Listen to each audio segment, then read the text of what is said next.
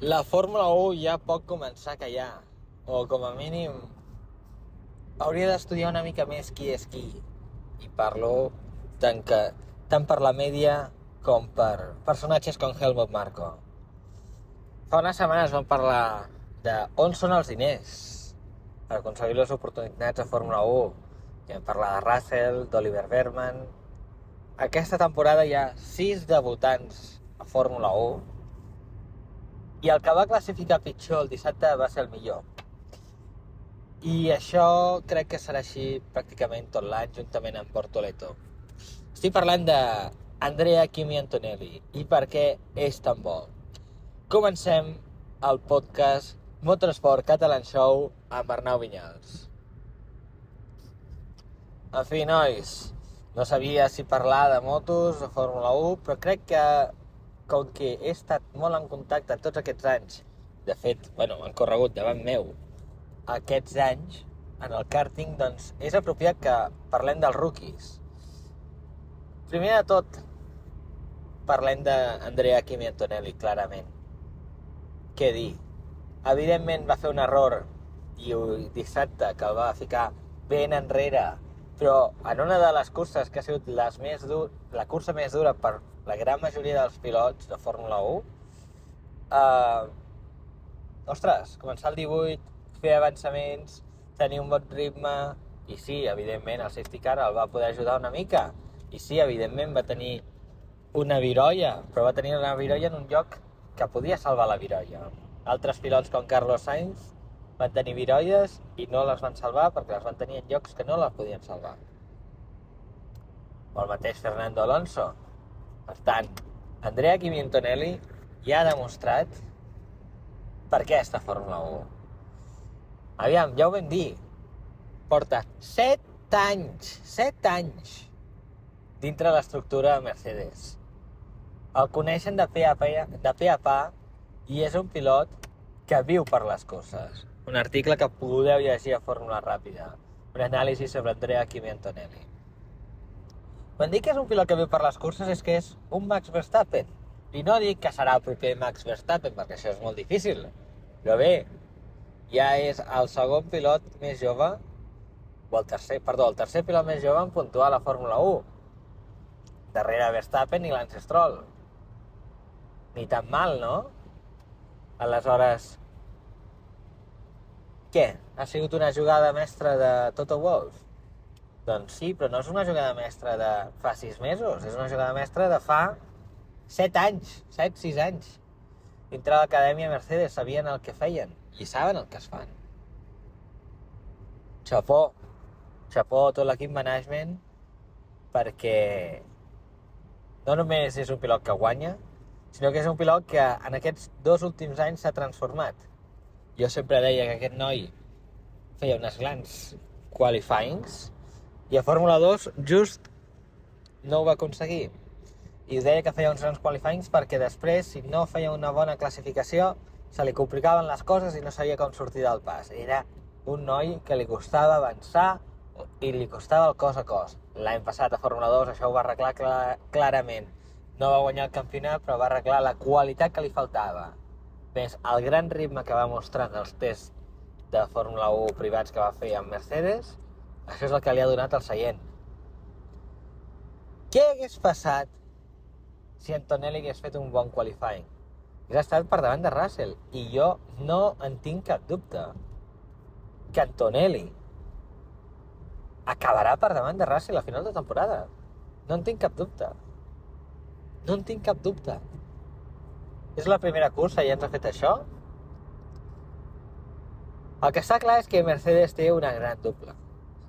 Una dupla que jo sincerament la vull comparar amb la de McLaren i amb la de Ferrari. És a dir, 2 pilots molt bons i molt ben compensats. Així que, felicitats, Mercedes, perquè el risc que han pres a ulls de Fórmula 1 era un gran risc. Però a ulls de Toto Wolff i de l'equip Mercedes, que porten 7 anys amb aquest pilot, no era cap risc. Ells sabien de què anava i ells són qui l'han format i ells són qui l'han vist guanyar i per tant no hi havia cap risc. Ara el risc potser està en els seus antics rivals Red Bull Racing. Ai, què ha passat, Liam Lawson? Què ha passat? Aviam, un pilot que porta 10 curses a Fórmula 1 i ja el fiquem, o 12, ara no recordo, i ja el fiquem a Red Bull Racing perquè el Pérez no anava bé del tot. Bé, ja ho hem dit moltes vegades. Quins han estat els únics pilots que han pogut competir en el mateix equip contra Max Verstappen? 2 noms només. 2. Daniel Ricciardo i Sergio Pérez. Ja està. Bueno, Arnau, Sergio Pérez no d'això. Bueno, Sergio Pérez estava a la part. El que vull dir és que l'any passat ja anàvem dient que aquest cotxe tenia senyals de no funcionar, de que no estava anant l'evolució, i tots els problemes li donaven només a Pérez. Bé, donarem el marge de l'error a Liam Lawson, perquè és la primera ronda, la primera cita de temporada, però està clar que no és un problema de pilots, lo de Red Bull. De fet, si Red Bull pogués, només tindria un pilot, i aquest seria Max Verstappen, ho tenim tots clar. I això és el que ha passat sempre, quan hi havia Vettel amb Webber, en fi, és el que sempre ha passat. I a la que fiquen 2 pilots bons, com Vettel i Ricciardo, un acaba marxant, pel que sigui, o Ricciardo i Verstappen, va marxar Ricciardo. Recordem, Pierre Gasly, el magnífic Pierre Gasly que està al Alpine, que és el pilot referència del Alpine, no va poder. 10 curses i fora de Red Bull, no va poder. I després va ficar a Alexander Albon de carambola, perquè només portava també 10 curses a Fórmula 1, i la cosa no va anar bé. La cosa no va anar bé, tampoc amb Albon, mai va estar allà. Aleshores, què està fallant aquí? L'acadèmia? Doncs, en part sí. Aquesta... és que, mira, ja em poso furiós. Aquest savoir-faire estrany de Helmut Marko, una duresa que no té gaire sentit amb els seus pilots. O sigui, mireu Mercedes, agafa un pilot des del kàrting i el cuida. En canvi, Red Bull, fico per exemple, Pepe Martí porta 1 any i mig a l'entorn Red Bull. A veure, amics, quin és el pilot referència Red Bull que està ara per pujar? M'ho sabríeu dir? No? Jo sí que ho sé. O sigui, quin seria l'Antonelli del Red Bull? Arvid Lindblad. Clarament. Però clar, em direu, home, l'Albon no és com el Liam Lawson perquè l'Albon estava a Fórmula 2 i no era júnior. Correcte. Però és per això mateix ho dic.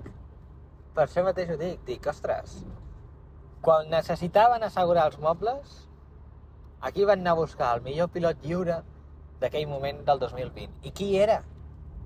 Sergio Pérez. Aleshores, Red Bull, per què no han fitxat a Yuki Tsunoda?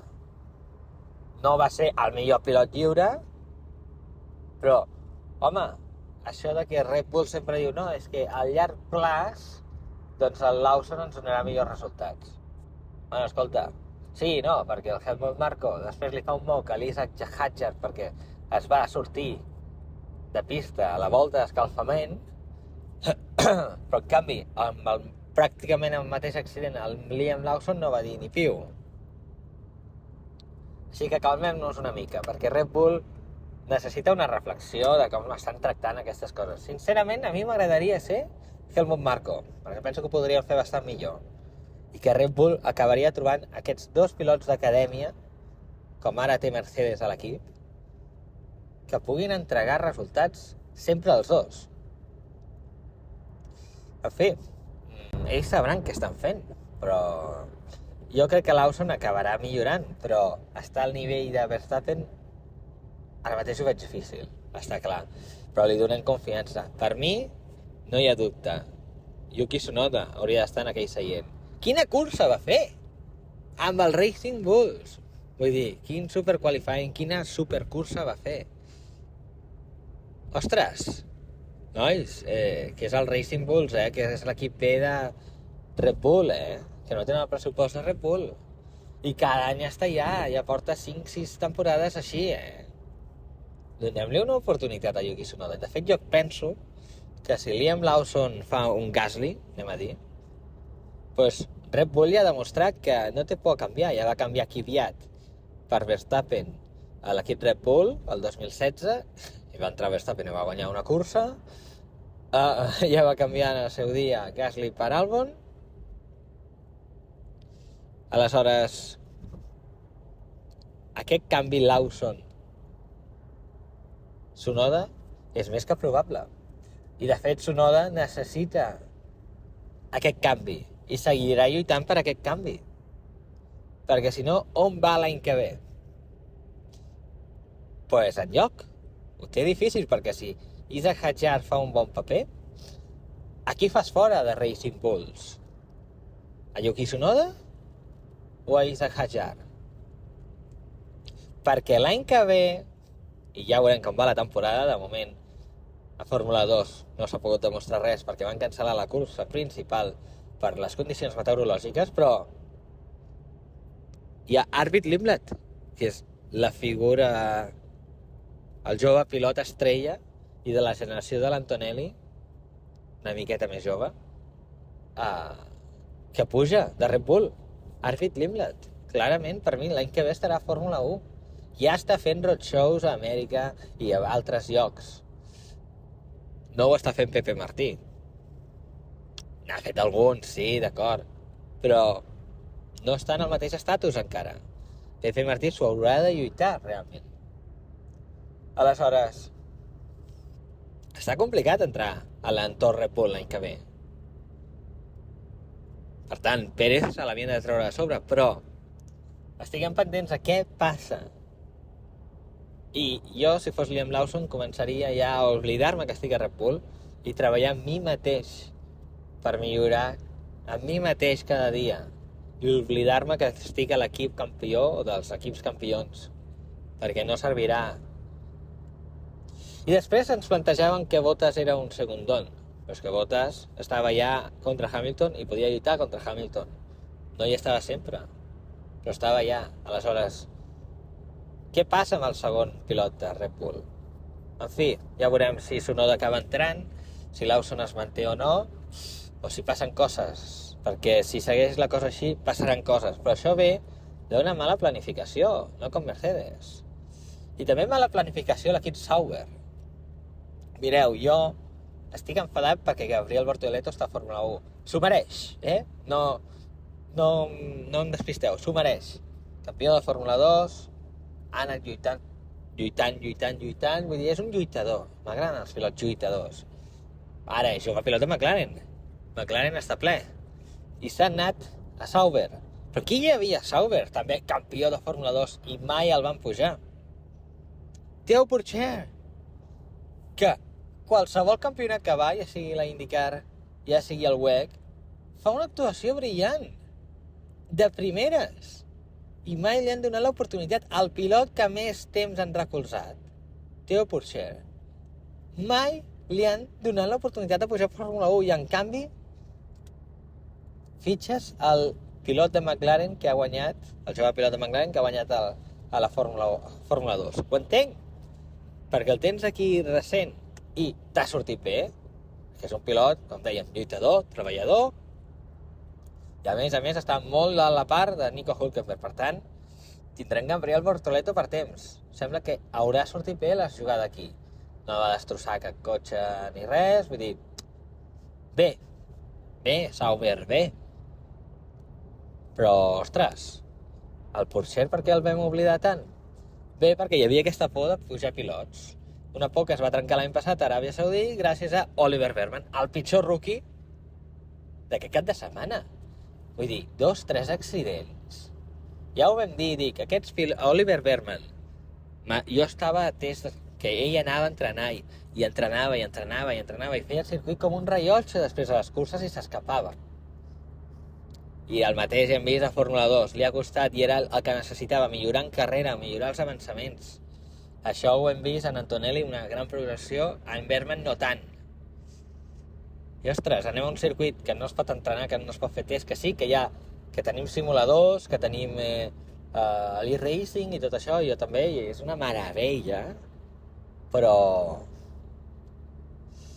va passar el que va passar. Les damp conditions, això de que hi ha aigua i no hi ha aigua, més les línies blanques que hi ha pel mig del circuit, doncs això és una qüestió que costa molt d'entrenar, que és molt difícil arribar a aquella situació. Un altre tema és que Haas no està amb el cotxe perfecte i vull veure també Esteban Ocon si acaba de madurar aquest any com a pilot fora de l'òrbita Alpine. Realment necessita fer un pas endavant com a pilot. Però, ostres, Oliver Bergman, sisplau, esperem que vagi una mica millor, perquè si no, el topicazo, doncs, no sé com anirà la cosa. Estic segur que ho acabarà millorant. Però, clar, una cosa és debutar en Ferrari i l'altra és debutar amb un Haas, que això ja ho va dir Magnussen, o ja ho va dir el propi Nick de Vries. Veurem què passa. Amb Bergman està clar que aquesta temporada segur, i la temporada que ve segurament també, per tant té temps de millorar a Fórmula 1, igual que va tenir en el seu dia Carlos Sainz, que potser no estava del tot fi per debutar, però és un pilot que s'ha fet a Fórmula 1. I Isa Hadjar, subcampió de Fórmula 2, un pilot que està a Fórmula 2 gràcies a que Pérez s'ha retirat, o s'ha fet un pas al costat. Mireu, la Fórmula 1 és molt injusta. Molt. Aquest esport és injust. La gent ho sap des del karting. Tu pots estar primer tota la setmana, que el diumenge tens un problema del motor i adeu-siau. I va ser desafortunat l'accident que va tenir a la volta d'escalfament i Isaac Hadjar. Però, escolta'm, és que no teniu ni idea, us podeu fer una idea del que s'ha de lluitar, dels diners que s'han de lluitar, del temps en pista, del màrqueting, dels mànagers, una de temps que hi ha al darrere per aconseguir el seient a Fórmula 1, que només fas un revolt i ja xoques per una tonteria que hem comprovat en altres pilots no era tan tonteria perquè també han xocat. Ostres, doncs després si ve Helmut Marko i fa veure això de que els homes no ploren o alguna així, no sé què va dir, perquè Hadjar va estar plorant i Anthony Hamilton el van abraçar i a consolar. Per què ho va fer això? Perquè Hadjar és un fan confés de Hamilton i van estar junts pràcticament tota l'estona que podia Hadjar. Està complint el seu somni. I tu estàs complint el teu somni, corrent contra els teus ídols. Crec que té 20 anys ara. I ostres, i no tens ni l'oportunitat d'acabar. O quan has aconseguit l'oportunitat. Està clar que hi haurà més oportunitats. I jo Hadjar no el valoraria negativament aquesta setmana com Lawson. O com Bergman. Perquè el cap de setmana que estava fent era molt bo. Va tenir molta mala sort. Veurem de què és capaç. Però, escolta, ja n'hi ha prou Helmut Marko. Dedica't a treballar, dedica't a buscar la nova estrella de karting, que potser ara ja l'has trobat, el Niklas Schaeffler, vale, i queda't amb aquesta tot el temps. Cuida'l, forma'l i tindràs el proper Antonelli, o el proper Verstappen, com vas fer tu. I no ens comencem a rajar dels propis pilots ni a trucar-los a les 3 del matí. En fi, hi ha gent que encara està en la mentalitat antiga, i la ciència i la psicologia ens ha demostrat que aquesta mentalitat dura doncs funciona difícilment ja, que hi ha coses que sí que s'han d'agafar però que hi ha d'altres que han de tenir aquestes soft skills i clarament Helmut Marko no les té. En fi, nois, aquesta ha sigut una mica la reflexió de rookies. Ja ho vam avançar una mica, però nosaltres que hem estat amb aquests pilots tota la vida, aquesta és la reflexió. Ens veiem en un proper episodi. Fins després, descanseu.